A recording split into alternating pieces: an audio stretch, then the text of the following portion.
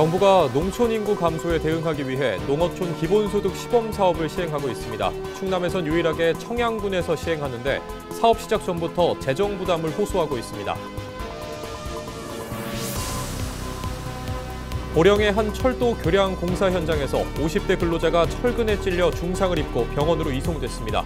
소방당국은 정확한 사고 경위를 조사하고 있습니다. 장동혁 국민의힘 당대표가 당진을 방문해 철강기업 대표들과 간담회를 진행했습니다. 간담회장에서 나온 장 대표의 주요 발언을 알아봤습니다.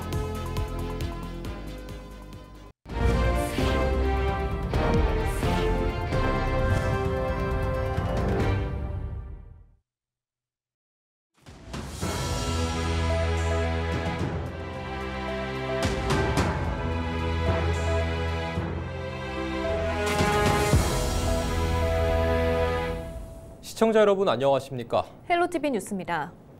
정부가 농촌 인구 감소 문제에 대응하기 위해 농어촌 기본소득 시범 사업을 도입했습니다. 충남에서는 청양군이 유일하게 선정됐지만 문제는 재원 부담인데요. 국비 지원 비율이 낮아 사업비 대부분을 지자체가 감당해야 하는 구조여서 현장에선 우려의 목소리도 커지고 있습니다. 임희정 기자입니다. 정부가 추진하는 농어촌 기본소득 시범 사업. 인구 감소와 농촌 공동화에 대응하기 위한 정책으로 2년 동안 농촌 주민 1인당 매달 15만 원씩 지급하는 사업입니다. 청양군은 충남에서 유일하게 시범 지역으로 선정됐습니다. 매달 판내에 45억 원이 유통되어 침체된 지역 상권이 대폭 활성화될 것으로 예상이 됩니다. 인구 유출 감소는 물론 인구 유입까지 기대되는 선순환 효과를 거둘 수 있을 것으로 보입니다. 하지만 사업 확정 이후 가장 큰 쟁점으로 떠오른 건 재정 부담 문제입니다. 청양군의 농어촌 기본소득 전체 사업비는 540억 원, 국비 40%, 지방비 60%입니다. 정부는 광역지자체가 지방비의 30%를 부담하도록 권고하고 있습니다. 하지만 충남도는 10%만 지원하겠다는 입장입니다. 재정 여건을 고려해서 도비 10%를 지원하기로 결정했고요. 우선은 국비를 확대하는 게 더 우선이기 때문에 추경에 대해서는 추가 심의 통과하는 거 보고 그 이후에 추가로 논의하기로 했습니다. 이에 따라 사업비는 국비 216억 원에 충남도 54억 원, 청양군이 270억 원을 부담하게 됩니다. 결국 전체 사업비의 절반 이상을 기초지자체가 떠안는 구조입니다. 청양군은 일단 기존 복지사업 축소 없이 예산 일부 조정을 통해 사업비를 마련하겠다는 입장입니다. 유사 중복성, 소모성 사업 예산과 사업 효과가 현저히 떨어지는 사업에 대해서는 일부 조정하여 재정 효율을 높일 계획입니다. 청양군을 비롯한 사업 참여 지자체는 국회를 찾아 국비 증액을 공식 건의하겠다고 밝혔습니다. 농어촌 기본소득이 지역 공동체를 살리는 정책이 될지 또 하나의 재정 부담으로 남을지는 국비 지원 조정 여부에 달렸습니다. 헬로티비 뉴스 임희정입니다. 보령의 한 공사 현장에서 근로자가 철근에 찔리는 사고가 발생했습니다. 지난 6일 오후 4시 40분쯤 보령시 청소변 철도 교량 공사 현장에서 50대 남성 A씨가 작업 중 지름 2cm 크기의 철근에 찔렸습니다. 이 사고로 A씨는 우측 종아리 부위가 관통되는 등 중상을 입고 병원으로 이송됐습니다. 소방당국은 A씨가 인장 작업 중 사고가 난 것으로 보고 정확한 사고 경위를 조사하고 있습니다. 지난 5일 장동혁 국민의힘 당대표가 당진을 방문했습니다. 한국 대표 철강 도시 중 한 곳인 당진에서 철강 산업 위기와 관련해 기업인들과 간담회를 진행하기 위해서인데요. 장동혁 국민의힘 당대표의 주요 발언 들어보시죠. 예전에 우리나라는 전기요금이 낮았기 때문에 산업 발전의 원동력이 될 수 있었습니다. 그러나 이미 지금 전기요금이 미국의 2배 가까이 되고 있는 것은 공지의 사실입니다. 그럼에도 불구하고 정권이 바뀔 때마다 이 이념이 에너지 정책에 투영이 되면서 대한민국이 가야 될 에너지 정책의 방향과 반대로 가는 것이 매우 안타깝습니다. 한미 관세 협상이 됐지만 철강 산업의 미래는 여전히 불투명하고 관세 협상이 이루어졌다고 하지만 결국 외상 협상입니다. 우리는 합의문 하나, 팩트시트 하나 우리 국민들은 받아보지 못했습니다. 아직도 받아보지 못하고 있습니다. 일본은 이미 구체적인 합의까지 다 이루어져서 서명까지 마쳤고 이미 그것이 이행되는 단계에 들어섰습니다. 우리는 합의는 됐다고 하지만 어느 내용으로 어디까지 합의됐는지 알 수 없고 철강 산업은 더욱 그 불확실성에 직면해 있습니다. 그런데 정부에서 우리 철강 산업을 지원하는 것은 속도를 내지 못하고 있습니다.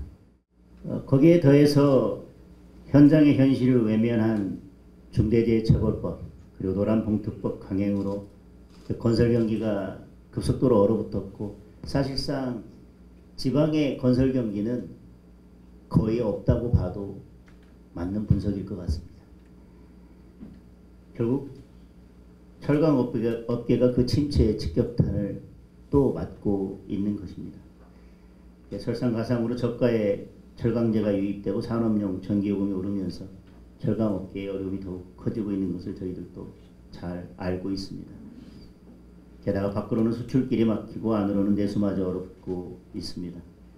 절체절명의 위기 앞에서 기업은 생존을 위한 사투를 벌이고 있는데 정부 여당과 국회는 지금 정쟁에만 몰두할 뿐 민생 해결을 위해서는 어떤 노력도 보여주지 못하고 있습니다. 단언컨대 민생보다 앞서는 정치는 있을 수 없습니다. 우리 국민의힘은 무너져가는 철강 산업을 다시 일으켜 세우기 위해서 오늘 여러 건의사항 중에서 가장 중요한 사항 중에 하나인 K스틸법을 온 당력을 모아서 처리하는 데 최선을 다하겠습니다.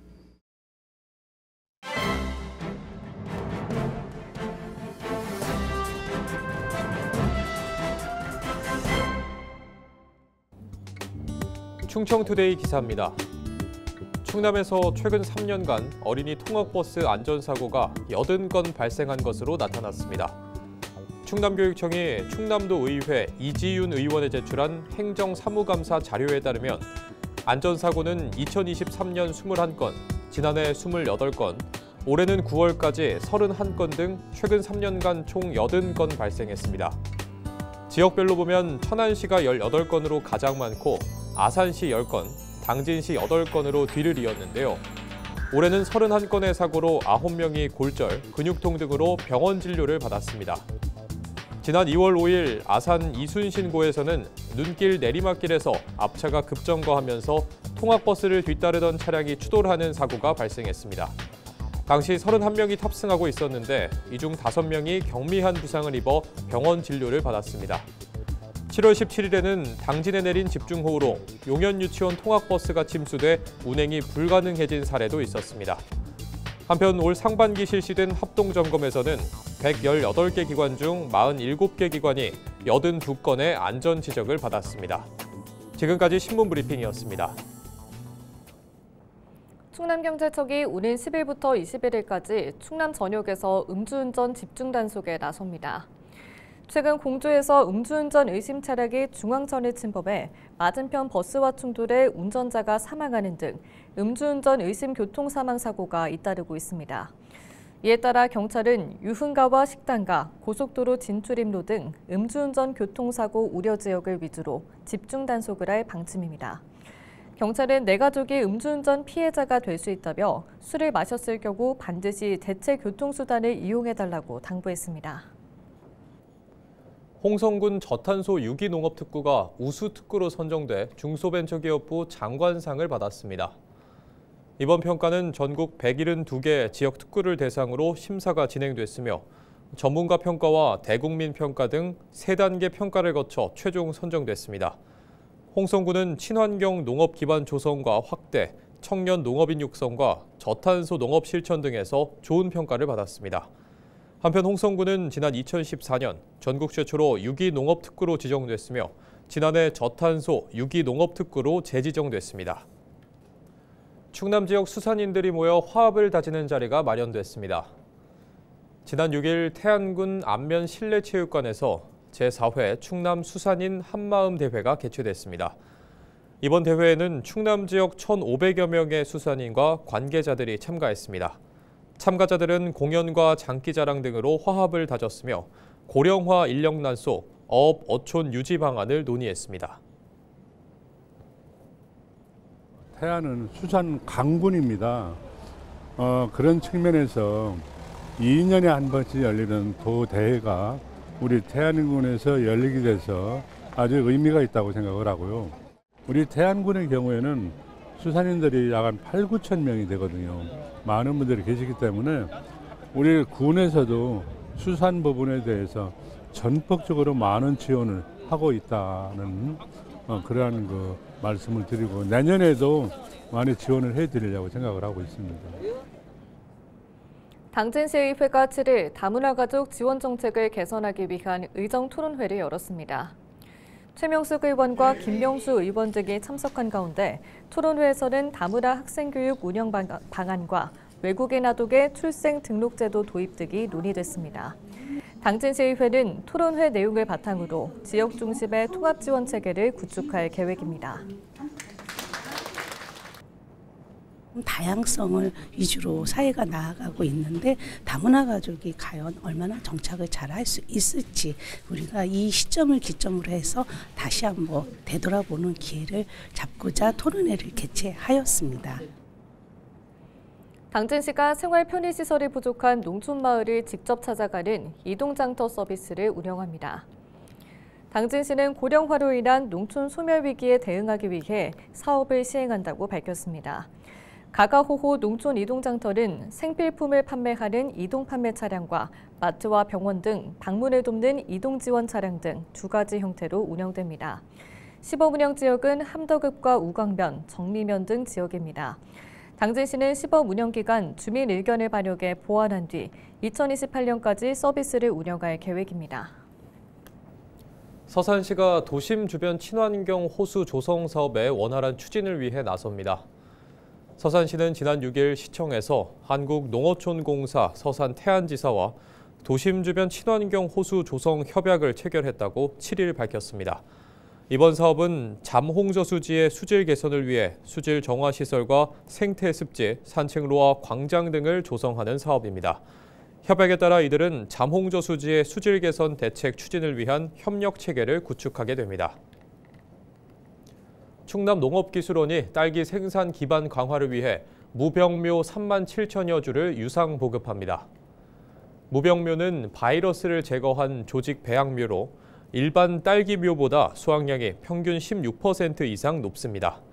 보급 품종은 설향과 킹스베리, 비타베리 등 6종입니다. 농업기술원은 무병묘 사용이 피해 예방의 핵심이라며 사업 참여와 농가의 철저한 병해충 관리를 당부했습니다. 홍성군 농업기술센터가 올해 16일까지 치유쉼터에서 국화향기 전시를 진행합니다. 이번 전시는 홍성사랑 국화축제의 후속 전시로 국화 분재 100여 점과 소국 500여 점 등이 전시됩니다. 전시는 오전 10시부터 오후 5시까지 누구나 무료로 관람할 수 있습니다. 홍성군은 국화 전시와 함께 경찰과 소방관을 대상으로 한 식물 치유 프로그램도 운영할 계획입니다. 홍성군이 청년 체류형 프로그램 에피소드 광천살이 참여자를 모집합니다. 이번 프로젝트는 사진과 영상으로 광천읍의 일상을 기록하는 4박 5일 로컬살이 프로그램입니다. 참가자들은 광천문화시장과 골목길 등을 탐방하며 지역의 오래된 공간과 사람들을 카메라에 담고 사진 공유 회득을 갖게 됩니다. 신청은 오는 12일까지 인스타그램을 통해 가능하며 프로그램은 17일부터 21일까지 진행됩니다. 홍성군이 오는 10일부터 내포 신도시와 갈산고를 오가는 통학버스를 운행합니다. 내포에서 갈산고를 통학하는 학생은 직행 노선버스가 없어 환승 후 이용하는 등 통학에 장시간 소요되는 불편을 겪어왔습니다. 이에 따라 홍성군은 기존 운영 중인 마중버스를 확대 운영해 내포 갈산고 통학버스를 마련했습니다. 이를 통해 통학 시간은 기존 1시간 30분에서 45분 이내로 감소할 것으로 전망됩니다. 이상으로 뉴스를 마칩니다. 시청해주신 여러분 고맙습니다.